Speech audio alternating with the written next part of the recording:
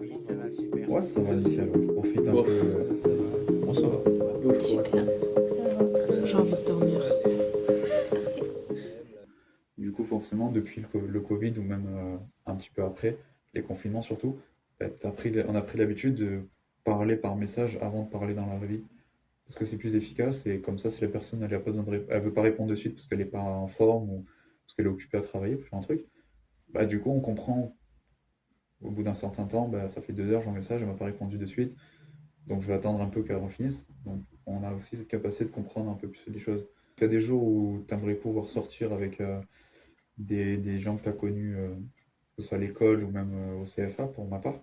J'aimerais bien des fois sortir avec eux pour faire des sorties avec eux, comme le bon vieux temps.